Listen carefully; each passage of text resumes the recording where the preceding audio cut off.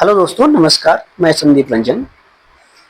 साथियों, आप लोग देख रहे होंगे, न्यूज पेपर में पढ़ रहे होंगे कि उत्तर प्रदेश लोक सेवा आयोग यानी कि यूपीपीएससी किस प्रकार से नौकरियों में आरक्षण और माइग्रेशन की लूट कर रहा है। सीधा सीधा कहेंगे, लूट कर रहा है। तो इसी मुद्दे पर आज हम बात करेंगे, माइग्रेशन, आरक्षण। और अभी हाल ही में इलाहाबाद हाई कोर्ट के जो निर्णय हैं, साथ ही साथ विवेक यादव और पंकज पांडे जी की उगाही पर बात करेंगे। साथियों, माइग्रेशन को समझते हैं कि माइग्रेशन क्या है। साथियों, माइग्रेशन जो साथी नहीं जानते उनको मैं बता दूं कि माइग्रेशन क्या है। जब एक आरक्षित वर्ग का छात्र अनारक्षित वर्ग से ज्यादा नंबर लेकर आता है तो आरक्षित वर्ग को अनारक्षित वर्ग में प्रमोट किया जाता है, यानी ओवरलैप किया जाता है। तो हम कह सकते हैं कि जो ये माइग्रेशन है, यही जो समानता का जो अधिकार है, मतलब आरक्षण के लिए दिया है कि हम बराबर पे लाएं, एक जो है जो सामान्य वर्ग के बराबर आए। आरक्षण की जरूरत इसलिए पड़ी। तो साथियों, ये माइग्रेशन है। अभी हाल ही में माइग्रेशन के मुद्दे पर कुछ साथी हाई कोर्ट गए, जो यूपी परिषद 2024 और समीक्षा अधिकारी, सहायक समीक्षा अधिकारी 2023 के मुद्दे को लेकर के। तो इसको लेकर के जो ये मुद्दा था, इसको लेकर के हाई कोर्ट गए।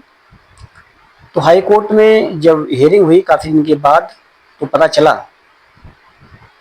कि वाकई में जो आयोग है वो आरक्षित वर्ग के आरक्षण को एक हिसाब से लूट रहा है, खुल के लूट रहा है।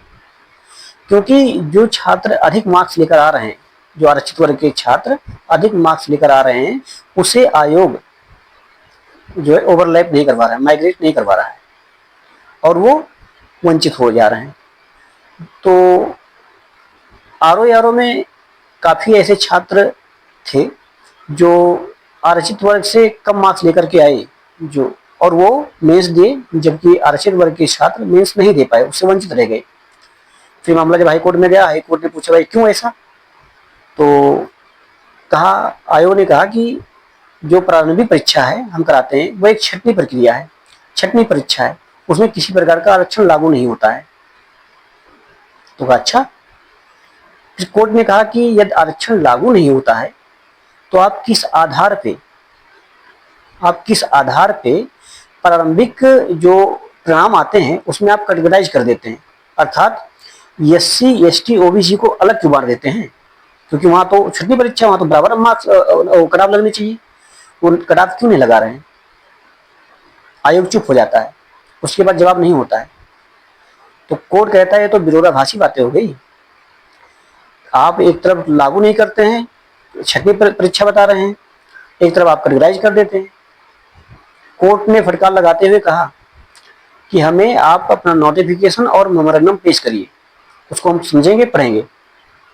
ये हवाला देते हुए अनुच्छेद 14 और अनुच्छेद 16(1) के तहत इस आरओ भर्ती पे स्टे लगा दिया।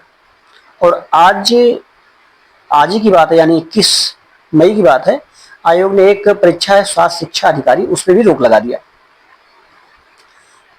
तो माइग्रेशन नहीं करवा रहे हैं, आरक्षण लूट रहे हैं। आरक्षण कैसे लूट रहे हैं? देखिए, आरक्षण लूट रहे हैं इस हिसाब से कि उत्तर प्रदेश सरकार की एक नियमावली है, अनुसूचित जाति, अनुसूचित जनजाति, पिछड़ा वर्ग आरक्षण नियमावली 1994। उसमें कहा गया है कि 27% आरक्षण ओबीसी को दिया जाएगा और 21% एससी एसटी को दिया जाएगा। तो उस आधार पे भी जब आयोग सीट का आवंटित करता है तो उस आधार पे भी आरक्षण नहीं बांटता है।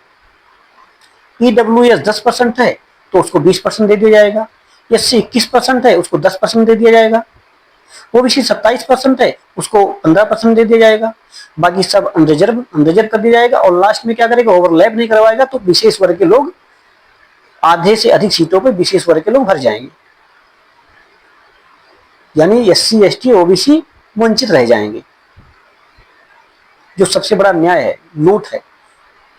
आपने देखा होगा समीक्षा अधिकारी, शायद समीक्षा अधिकारी 2023 भर्ती में 338 सीट थी आरओ की, जिसमें मात्र 37 सीटें SC को दिया गया, मात्र 37 सीटें, जो कि 10 टोटल सीट का 10% है।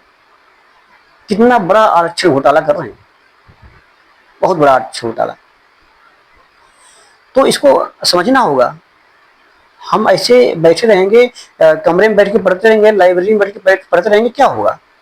जब तक हम इसे बोलेंगे नहीं, आवाज नहीं उठाएंगे, तब तो तुम्हारी कोई सुनने वाला नहीं, हम पढ़ते रह जाएंगे और ऐसे अंत हमारी नौकरी नहीं लगेगी, क्योंकि आयोग चाहता ही नहीं है कि हमारी नौकरी लगे, क्योंकि वो तो इतना तानाशाह हो चुका है आयोग। तानाशाह शब्द का इस्तेमाल नहीं करना चाहिए, लेकिन फिर भी इतना तानाशाह हो चुका है कि वो रिवाइज आंसर की नहीं देता, प्रारंभिक परीक्षा के मार्क्स नहीं जारी करता, मेंस के मार्क्स नहीं जारी करता, वो सीधे लिख देता है कि सूचना का अधिकार अधिनियम 2005 के इतना धारा इतना के तहत सूचना दे नहीं है, कॉपी नहीं दिखाएगा, उसके लिए हाई कोर्ट जाना पड़ रहा है हमें। तो बड़े मुद्दे हैं। दूसरी ओर बात करना चाहूंगा विवेक यादव और पंकज पांडे के बारे में। ये दोनों साथी इतने शातिर हैं, शातिर तो नहीं कहना चाहिए लेकिन फिर भी शातिर कह रहे हैं कि विवेक यादव ओबीसी ओबीसी ओबीसी करके और लूट लेंगे, 500, 1000, 5000 जितना दे पाओ, 10 लाख 20 लाख, उनकी लड़ाई के नाम पर। करते कुछ नहीं ज्यादा, क्या करते हैं? कितना डिसीजन ले आए? कुछ नहीं लेकर आए, लेकिन उगाही चल रही है। वही पंकज पांडे जी सवर्ण समाज के लोगों को लूट रहे हैं, आपके लिए हम खड़े हैं, आपके हम लड़ेंगे, वो लूट रहे हैं। गाड़ी लेंगे बाकायदा, अपना लग्जरी गाड़ी में चलेंगे और नेता बन जाएंगे। तो हमें इनके चक्कर में आना नहीं है, ये लोग नेता बनने के चक्कर में है, क्योंकि जो व्यक्ति इतनी दूर तक जो है रायता फैला करके और उगाही करेगा, वो क्या उसका अंतिम उद्देश्य क्या है? राजनीति में सक्रिय हो जाना। तो इनके चक्कर में नहीं आना है।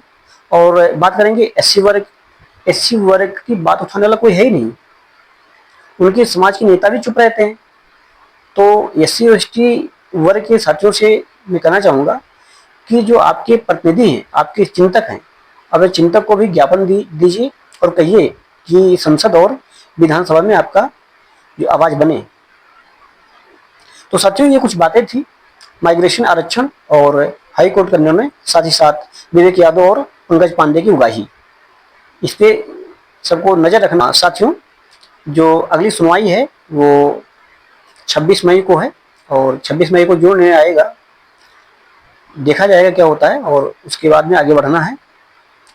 तो बाकी जो डिसीजन आता है उसके बाद में हम बताएंगे क्या क्या है उसमें, क्या क्या कहा गया है। तो आज के लिए इतना ही, वीडियो ज़्यादा लंबा हो जाएगा। तो हमारे वीडियो को देखें और लाइक करें, सब्सक्राइब करें, अपने दोस्तों को शेयर करें और उनसे बोलें कि हमसे जुड़ें। आपकी आवाज़ हम बन रहे हैं और लगातार बनते रहेंगे, आपके मुद्दे को उठाएंगे। धन्यवाद साथियों, नमस्कार।